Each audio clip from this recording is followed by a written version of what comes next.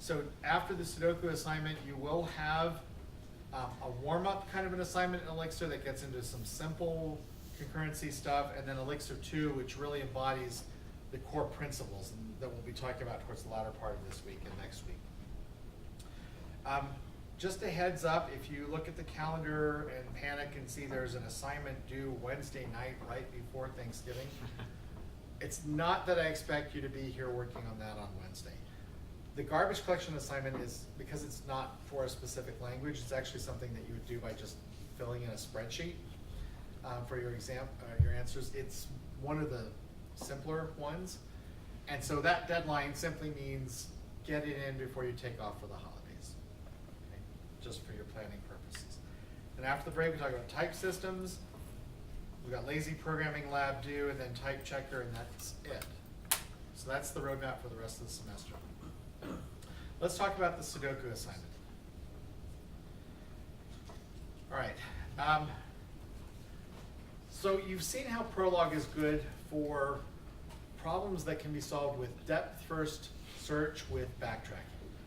We did some simple forms with these little logic puzzles. How many of you have ever played Sudoku? Okay. How many of you have ever lost more hours than you care to admit being addicted to Sudoku for a little bit? Okay. So it's a nice kind of a puzzle-based game that does involve a lot of this. Well, it could be this, and let's see what works, and oh, if that doesn't work, let's backtrack and try this. Okay. That should sound very familiar for those of you who tried playing the game. So it's well built for Prolog. I mean, Prolog is well built as a tool for solving these. So the deliverables. First off, you're going to be given a Sudoku board where part of it's filled in, and just the same way as if you had a printed version. Some of the squares are filled in with numbers, you fill in the rest. So your board will come in as a 9x9 grid, but storage-wise, it's going to be a list, a 9-element list of 9-element lists. So the same way you might have an array of arrays to do 2D arrays in C or other languages, we just have lists of lists.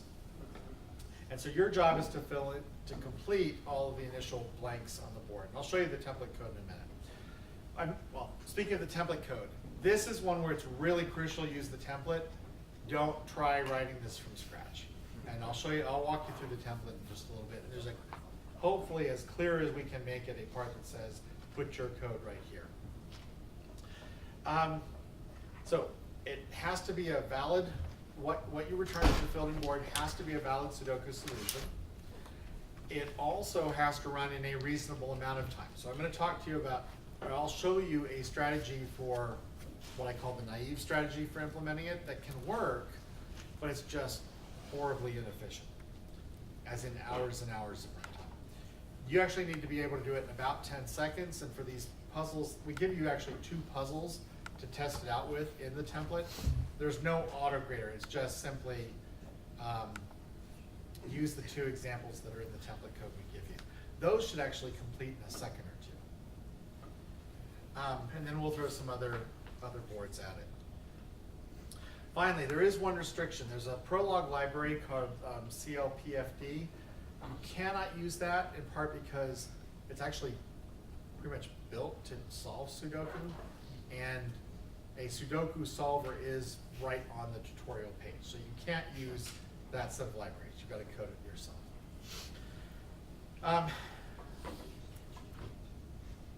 So I asked how many have played. Anybody not familiar with the basic concept of Sudoku? Okay, I'm not trying to put anybody on the spot, just making sure. So the idea is you have a 9x9 grid of numbers. Each row has to have each row has to be the numbers 1 through 9 in some order,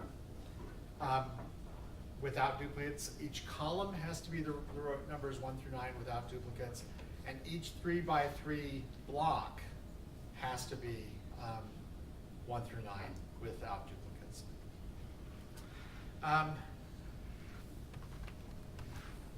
So let's see, before we get into the hints then, I want to actually show you the code. So here's the template code that you're given. Let me actually start off, we'll start off first with how you invoke it. So at its heart, so there's a part right here that we tried to make as clear as possible.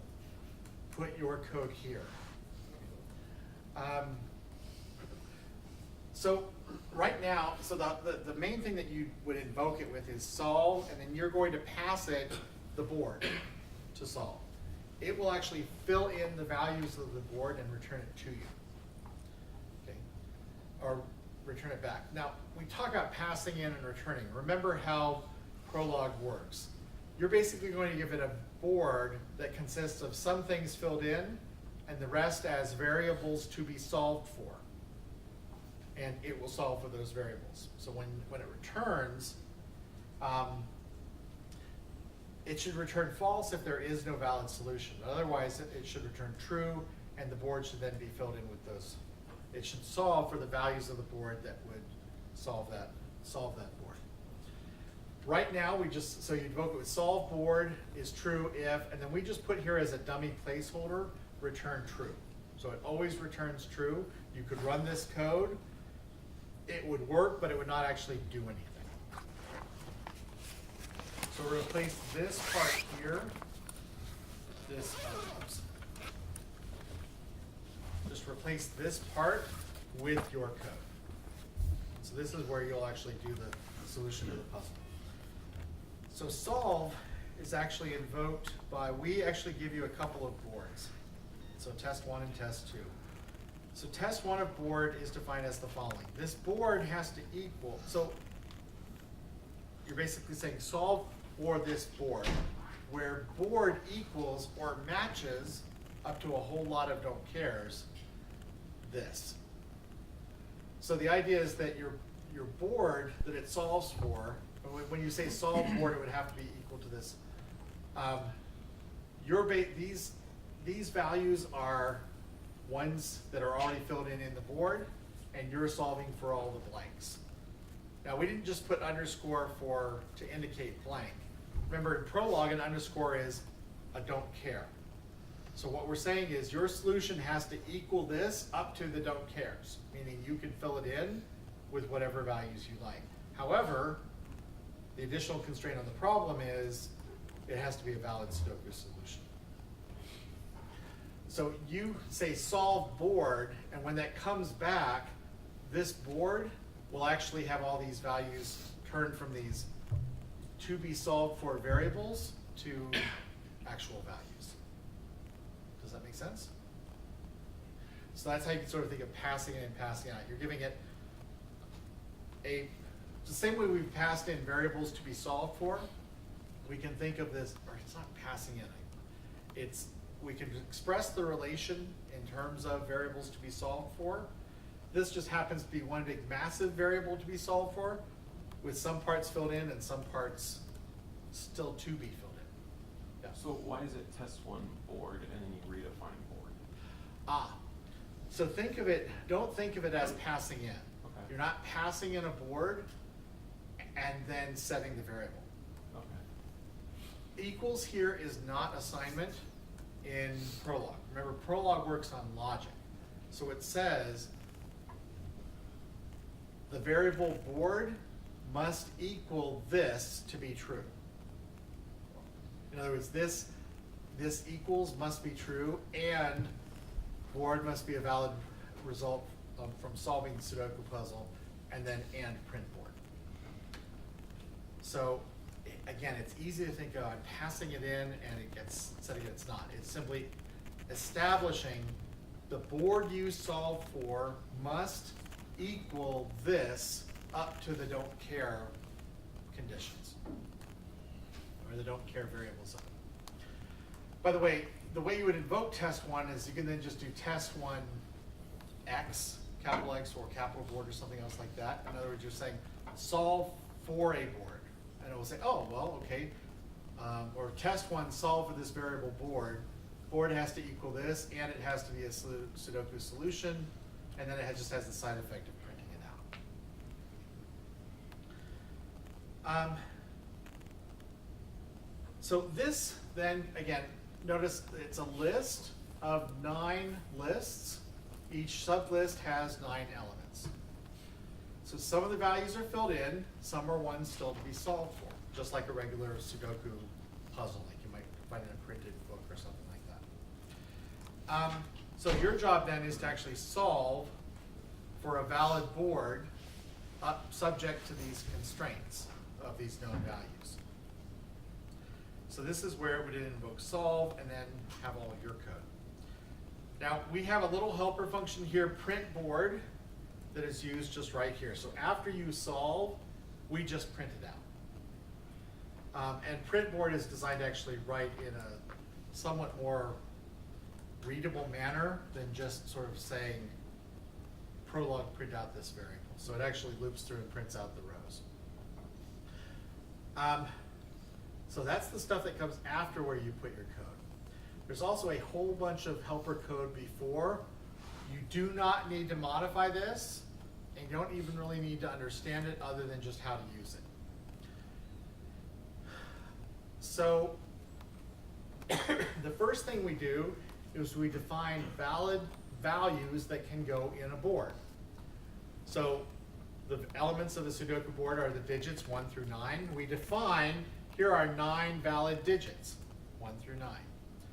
That might sound kind of silly. I mean, you and I would know what digits are, right? Prolog doesn't. Okay. So as it's trying to fill out variables, it will try to satisfy or will use values that are digits.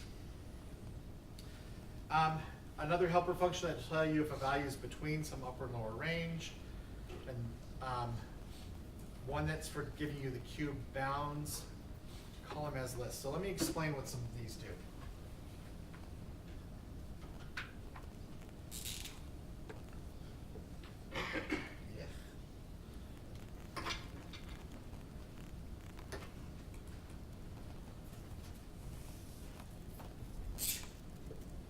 That's better.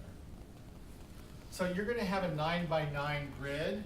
That 9 by 9 grid can be thought of as broken into a 3 by 3 grid of things that are themselves 3 by 3. Okay. So the constraints of Sudoku, again, are that an element here has to be unique. It can't have duplicates in the same row, can't have duplicates in the same column, can't have duplicates within the same 3 by 3 square. Or you'll notice the helper code we give you calls it a cube. The cubes, by the way, we just refer to them as 0, 1, 2, 3, and so on. Okay. One other thing that's useful, if I want to get a particular value, getting the row is easy because it's stored in row major order. It's also useful to say, give me the whole column as a single 9-element list. So there's a helpful function, column as list, that does that. Some helper functions, drop and take, that are mainly used for the get cube and sublist. So we let you say, get me column 1 as a list. Okay, so you give it a board, you give it 1, and it returns you, sorry, again, slipping into sort of imperative thought pattern. We can think of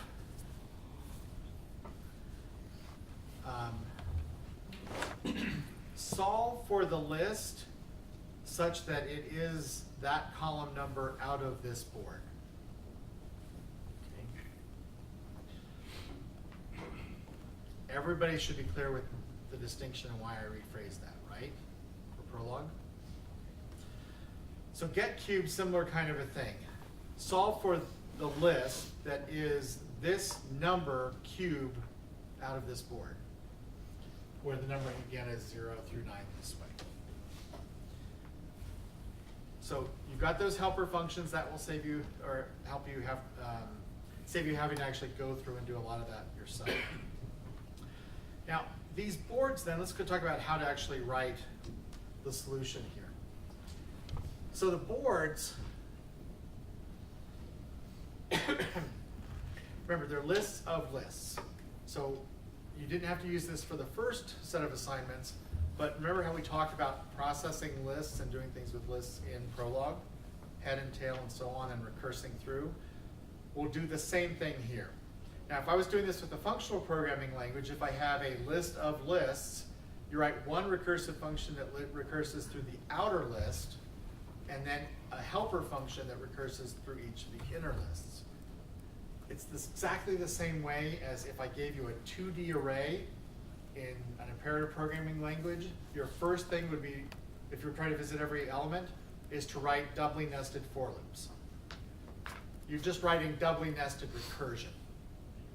Same kinds of ideas that you've seen back in the functional programming part of the class. So you'll want to, in essence, recurse through where this is the head and this is the tail of that list.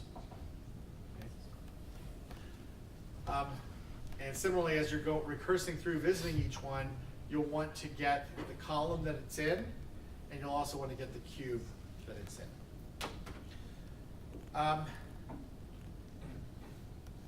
So let's begin first with the naive solution for this. All right, so to be a valid solution, so what comes in, the board already has things that, these are don't cares that I'm gonna have to fill in with digits. So in the end, every element of the whole board must be a digit, 1 through 9, and a valid solution to the board is such that every row is unique, every column is unique, and every cube has unique 1 through 9 elements, right? So that's the rules of Sudoku. So the naive approach is just code the rules of Sudoku. All 81 of these elements, each one must be a digit, and they must then satisfy, so I could go through saying that's a digit, that's a digit, that's a digit. It's easy to recurse through doing that. And then afterwards, I can impose the constraint that every row must be some permutation of 1 through 9, and I can do the same thing, or have non-duplicate elements, and then same thing with the columns, same thing with the cubes. So if I coded it that way, all of them are digits such that they must meet this constraint. Remember, it's going to do depth first search with backtracking. So now think about this. First one, that's a digit. Well, digit 2 was one of the facts, so check, that's good.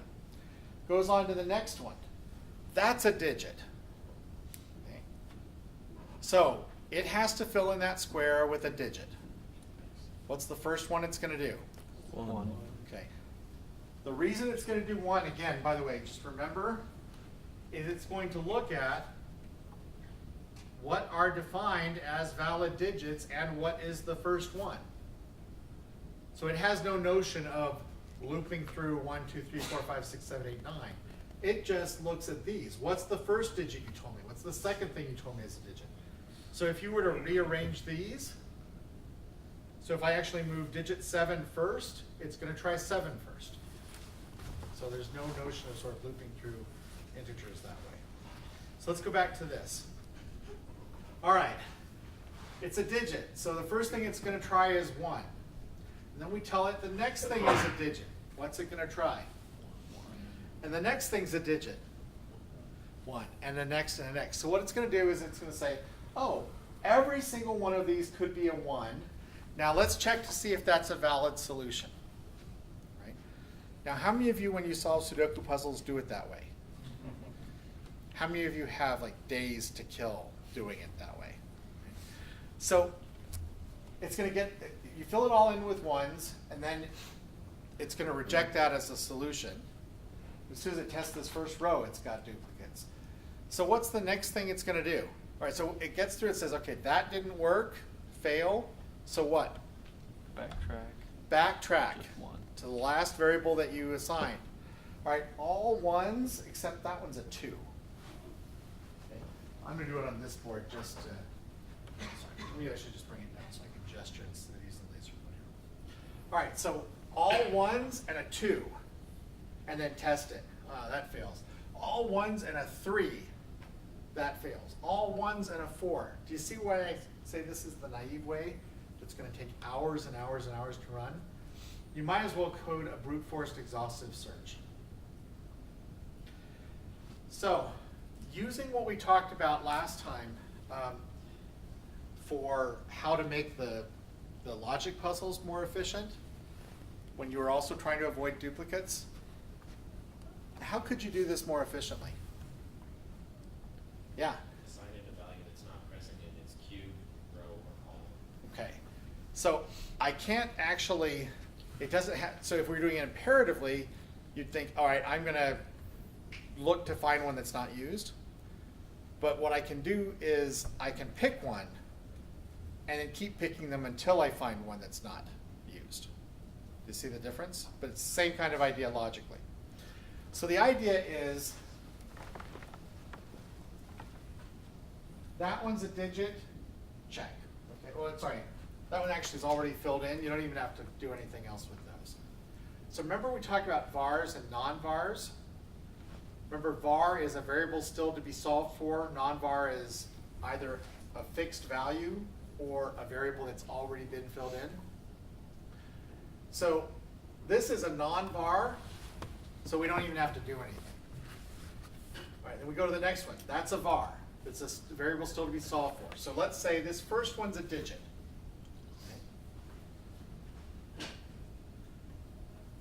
All right, so the first one here is a digit. It picks 1 again. So what's the first thing you want to do? Or right after you say, this one's a digit. Check the row. Right.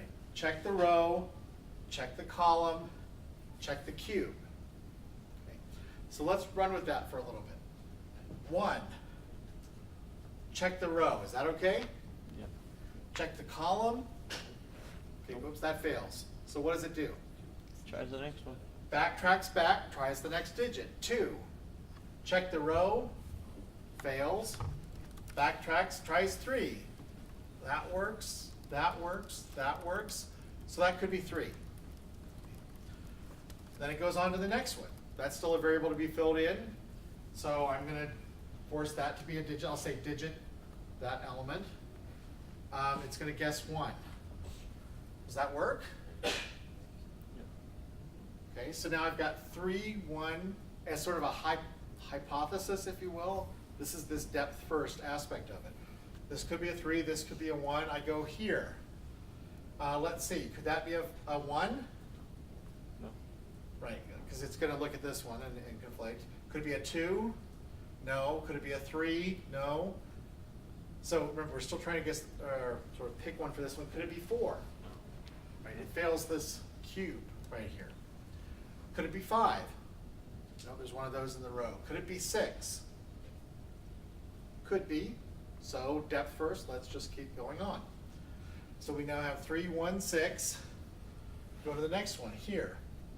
1 fails, 2 fails, 3 fails because of this. 4 fails because of this in the column. 5, Fails.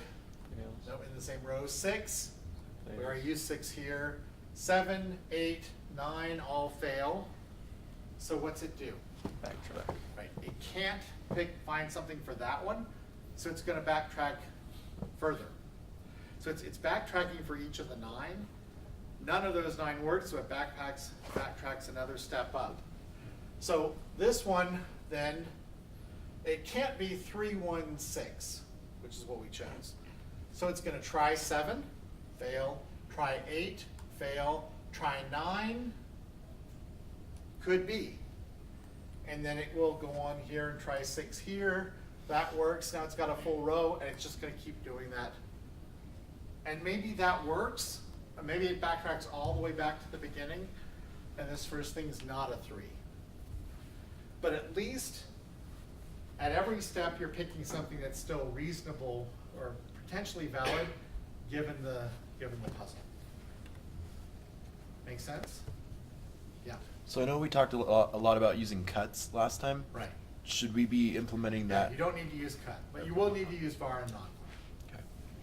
Yeah, So the helper functions that are provided for us, specifically the ones that get a cube and get a row, Yeah. get a column as a list, they take like the number Right. that list is. right. I'm having trouble seeing how we can do this recursively, because recursion usually doesn't have a sense of what number in the Right. sequence it is. Right.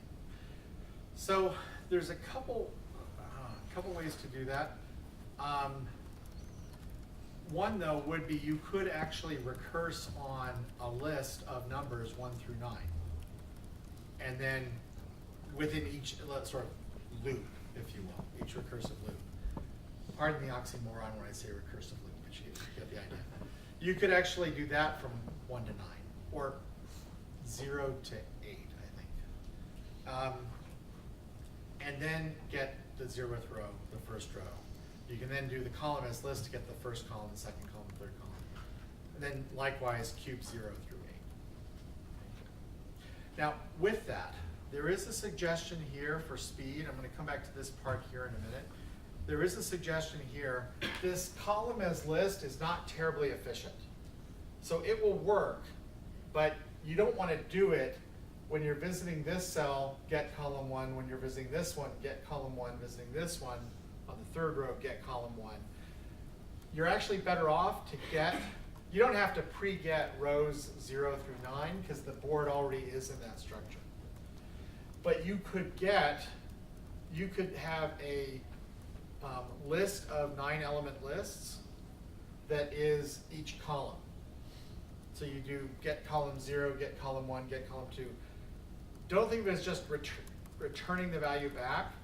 When it's doing that, it says solve for the list that is equivalent to this one and actually stays sort of, it's not quite the right terminology, but if I was thinking of this in an imperative language, it stays aliased to it. So as you start pulling in values, those column variables start to fill in as well, or vice versa. And likewise, then you could actually get this cube as a 9 element list, this cube 1 as a 9 element list, and then actually make another list of lists. So now you have 3 different ways of looking at the board. One is for each row, one is for each column, one is for each cube. Okay, looking at the board for each row, that actually is the board. But the other 2 give you other things that are useful that way. All right, so let's take a look at this line of code. We give this as an example. You're going to want to structure this inside of your recursion. So suppose that the variable S00 was a particular, or let's just say it was the upper left element of the cell, of the board. So where it says S00, you'll want to do that for whichever cell you're visiting in whichever structure you're visiting. So what we're basically saying is it's a valid, so we're going to repeat this for every single for every single cell. And what we're saying is it's a valid solution if it's a non-var, meaning that was already filled in before I started, right? Or it's a var. Now this might seem redundant, right? I mean, if it's not this, it must be this, right? Remember when we were talking about the logic before? If you, this semicolon isn't an else. It's not do this or else. It must make sure that, so think of this as the A and not A kind of thing for the logic that I had before. So it's either a non-variable, in which case we're good. That was a filled-in thing to start. Or it's a variable you solved for, and that variable is a digit, and the row that it's in, which we've written here as row 0, you're going to have to figure out which row that's in. The row that it's in is a unique set of elements. So we're going to use a function. There's a lists library. You can put this at the top, use module library lists. There's a helper function, or there's a useful function there called isSet. IsSet does not say, is this variable set? It's actually saying, is this a set in the mathematical sense of non-duplicates? Okay. So you're basically saying it's to be determined, to be filled in variable, and it's a digit, that forces choosing a digit, and it's, the rows are unique, and the column that it's in is unique, and the cube it's in is unique. Yeah. So what's the difference between is set and our is member? This is just gonna work a little bit faster. We're actually using sort of a precompiled library. You could use all different, this will just be faster. Yeah, So basically, is set will fail if there's any difficulties. exactly. And here's the key thing. It will ignore underscores. So things that are variables that you've already not placed any constraints on because you said it must match a don't care are ignored. So that's why on this one example,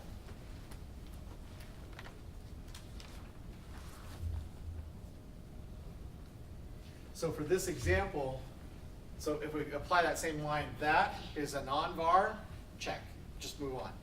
That one's a var, and then again, is digit forces 1. And then when you're saying is set on this row, it just ignores the other underscores.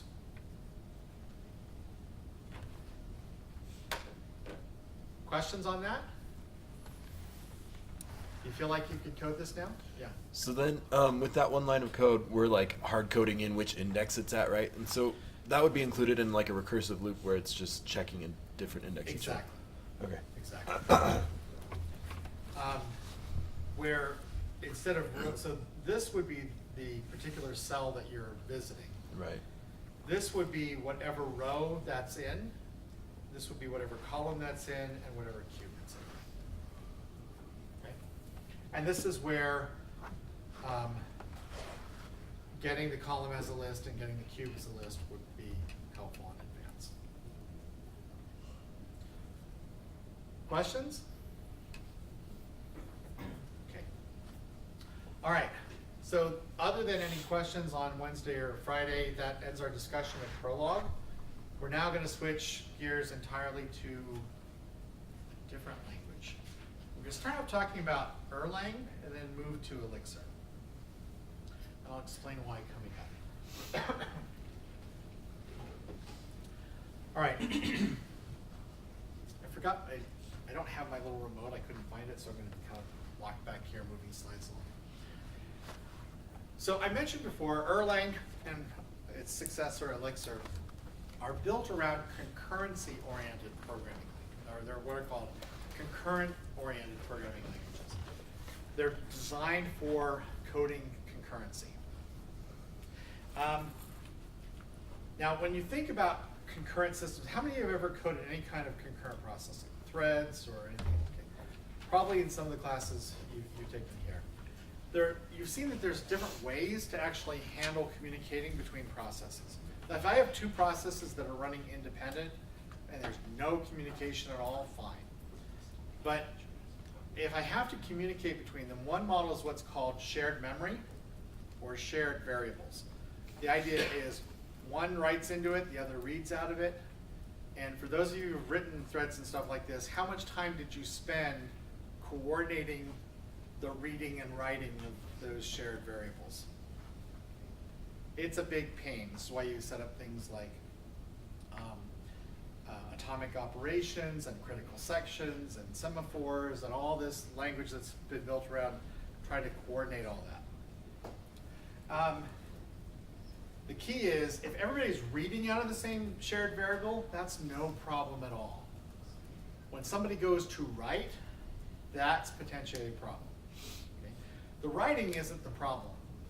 The writing is letting everybody who's already read it know that it changed and trying to coordinate all that. So another strategy is message passing. How many of you have seen message passing? Okay, so some. Message passing is just the communication between processes. Every process has its own memory, and it can never access anybody else's memory. There's no shared memory at all. Okay? There may be some globals that can be read-only, but otherwise there's no shared memory. And the entire way that processes communicate is through sending a message. Okay? So I can think of that as if I want to send a friend a message, I send them a text directly to that friend. Okay? I don't have a shared notepad that all my friends use, and I can maybe try to write something. Oh, but wait a minute, while I'm in the middle of writing something, somebody else starts writing something else over top of it and all kinds of other problems. So we're going to be talking about message passing as the strategy in these languages. But let's talk a little bit more about the languages themselves. So Erlang. Erlang actually originated in a research lab in Scandinavia. It's named after a Danish mathematician. It actually originated more in Sweden, or the language did. It's named after, so like many things, it's named after some mathematician or somebody else who did something. And in this case, it's Agnar Krarp Erlang. My daughter, who served with the Danish mission, would cringe at my pronunciation. But, so it's actually named after a guy named Erlang. But it's also thought to also be an abbreviation of Ericsson language, so Erlang. And it originated from, again, this Allentel Computer Science Laboratory, but it was adopted and made widespread largely by Ericsson. Now, if you're not familiar with Ericsson, Ericsson makes telecommunications equipment, switches, routers, cellular communications. And so when you're talking about a large connected network of routers and switches, you're now talking about really widespread parallel processing, or distributed processing. First version was by Joe Armstrong. We'll come back and read a quote from him in a little bit. I'm not going to test you on the history, I just want you to know basic ideas. So let's talk about what's in it. It actually started out as kind of a concurrent version of Prolog. Okay?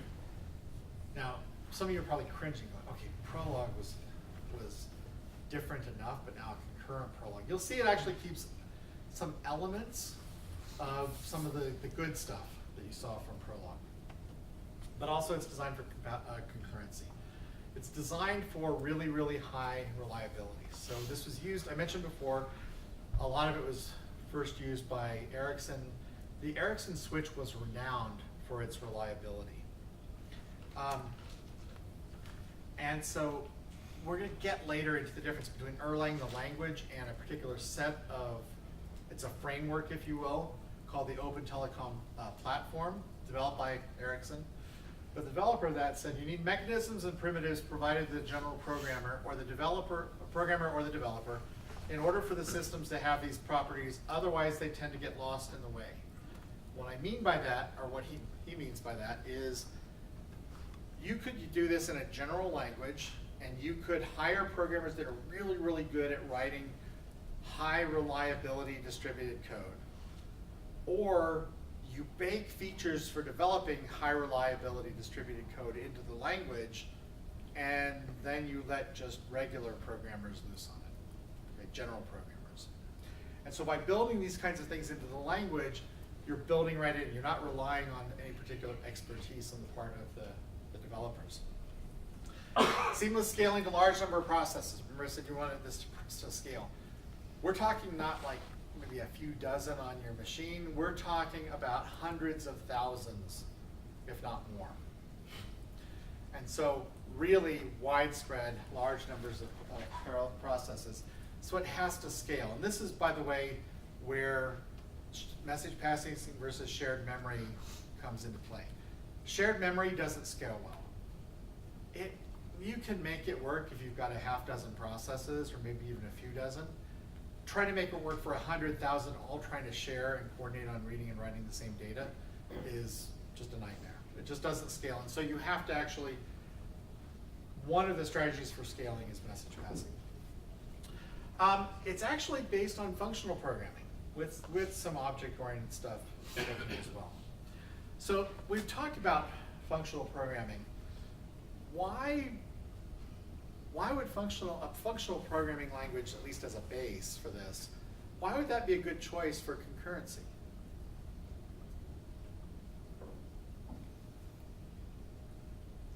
No side effects.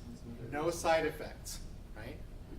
So, in other words, there's no shared mutable state, right? So if we're trying to avoid sort of shared mutable state with shared data,